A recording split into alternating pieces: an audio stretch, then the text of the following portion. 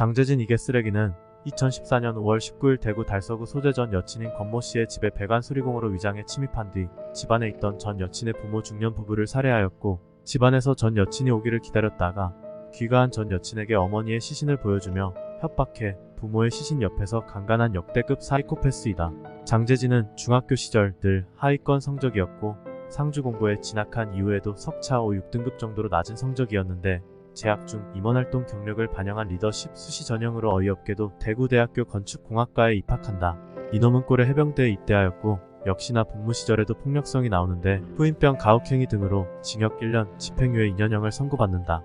어지간한 가혹행위에도 부대 내 자체 행위로 끝내거나 영창을 보내는 경우가 많은데, 재판의 유죄 판결까지 받은 걸 보면 그 가혹행위가 얼마나 심했는지 짐작할 수 있다. 장재진은 해병대 제대하여 복학한 이후 대학교 총동아리 연합회장을 맡는 등 사교적인 성격이었고, 2014년 2월 신입생이었던 권양이 동아리에 가입하면서 권양과 사귀게 된다. 이렇게 인정받고 주목받는 것이 처음이었던 장재진은 전반적인 대학 생활에 상당한 만족감을 느낀 것으로 보인다. 그러던 중 2014년 4월 2일 권양과 권양 친구들과의 술자리에서 권양이 잠시 자리를 비운 사이 권양의 친구에게 권양의 험담을 하였고, 친구에게 이와 같은 사실을 전해 들은 권양이 장재진에게 따지자 장재진은 돌변하여 권양의 뺨을 여러 차례 때린다. 이 일로 권양은 이별을 선언하며 장재진을 만나주지 않게 된다. 장재진은 2014년 4월 7일 오후 1시 우연히 학교 화장실에 있는 권양을 발견하고 자신의 자취방으로 강제로 끌고 가려고 한다. 이에 강력하게 저항하는 권양의 뺨을 15차례 때리고 발로 밟으며 결국 강제로 자신의 자취방까지 데려갔고, 오후 6시경 권양이 수업에 들어오지 않는 것을 걱정한 선후배들이 장재진의 자취방에 찾아올 때까지도 폭행은 계속되었고, 이로 인해 권양은 전치 3주의 진단을 받았다고 한다. 이와 같은 사실을 알게 된 권양의 부모는 크게 분노하며 장재진의 부모가 운영하는 중화요리집을 찾아가 권양과 헤어질 것을 강력하게 요구하였고, 장재진의 부모는 아들을 꾸짖으며 당장 휴학할 것을 지시한다. 장재진은 결국 학교에도 폭행 사실이 알려지면서 동아리 연합회장직에서 물러나게 되었는데, 동아리 회장직에 상당한 자부심이 있었던 그는 자신의 이미지가 나락으로 떨어지자 모든 것을 잃었다고 생각하게 되고, 그 원인을 권양의 부모에게 돌리며 살인을 결심하게 된다.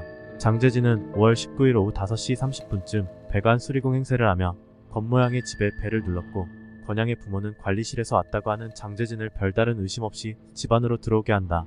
이때 그는 수첩의 침입을 위한 멘트를 메모하여 암기하였다고 한다. 집 안으로 들어간 장재진은 약 5분가량 집안을 이리저리 살펴본 뒤에 여자친구가 없고 부모만 있는 것을 확인하고선 집에서 나간다. 그로부터 약 50분 뒤 다시 방문하였는데, 장재진은 바닥에 피가 흐를 경우 쉽게 응고시켜 처리할 목적으로 밀가루를 준비했으며 갈아입을 여분의 옷, 범행 시 자신도 다칠 것을 우려해 붕대, 소독약, 그리고 스프레이 라카와 칼, 둔기를 챙기며 소름 돋게 치밀하게 범행을 계획한다. 장재진은 화장실에서 배관 수리를 하는 척을 하다가 권양의 어머니가 수리 시간이 길어진다며 항의하자 화장실로 유인한 뒤 눈에 스프레이 라카를 뿌리고 둔기와 흉기로 얼굴 부분을 집중적으로 가격해 살해한다. 그리고 이 광경을 목격하고 도망가는 권양의 아버지를 뒤따라가며 둔기로 수차례 내리치고 흉기로 찔러 결국 살해하고 만다. 그리고 피해자들이 키우던 애완견이 지저대자 세탁기에 넣고 돌려버리는 경악스러운 행동도 보여준다. 장재진은 살해 후에도 도망가지 않고 시신의 이불을 덮어놓은 뒤 집 냉장고에 있던 술을 꺼내 마셨고, 피해자들의 지갑을 뒤져 현금을 몽땅 챙긴다. 그리고 피해자의 휴대폰으로 딸인 권양에게 성년의 날에 줄 선물을 준비했다며 빨리 집으로 오라는 문자 메시지를 보낸다.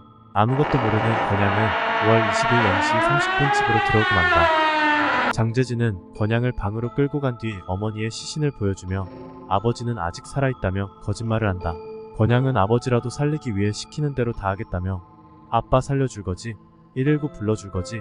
라며 애원하자 장재진은 네가 하는 거 봐서 라며 탑하며 권양을 아버지 사체 옆에서 강간한다. 강간 후 아버지 시체를 보여주는데 권양은 거의 이성을 잃고 자해하였고, 이런 그녀를 방에 가두어 버린다. 그 와중에도 장재진은 피해자를 앉혀놓고 너 때문에 내 인생 망쳤다며 사과를 요구하였으며 동아리 사람도 모두 죽여버린다 얘기를 계속했다고 한다.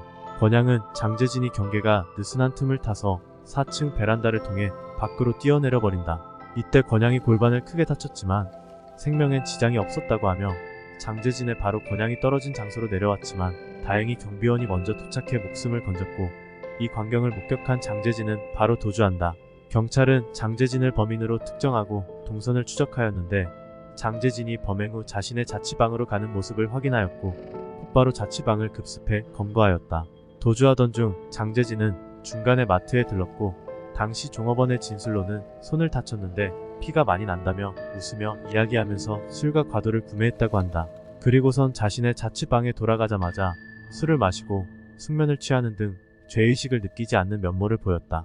장재진은 수사 중 무기징역을 받아서 죗값을 치르겠다며 자신이 형량을 정하는 파렴치한 태도를 보였는데 자신의 예상과는 다르게 1심에서 사형을 선고하자 항소하였고 1심에서 한 장도 쓰지 않았던 반성문을 60장이나 제출했다고 한다. 그리고 항소가 기각되자 다시 반성문을 아예 제출하지 않았다.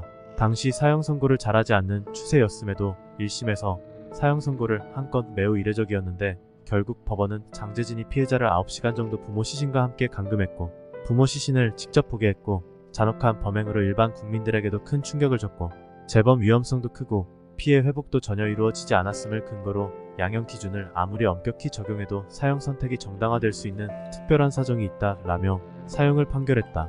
장재진은 당시 나이 24세로 최연소 민간인 사형수가 된다.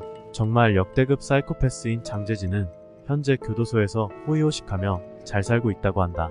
죄가 명백하고 확실한 범죄자들은 사형 구형 말고 반드시 집행하는 것이 답이다. 피해자분 꼭 이겨내시고 힘차게 나아가시길 바랍니다.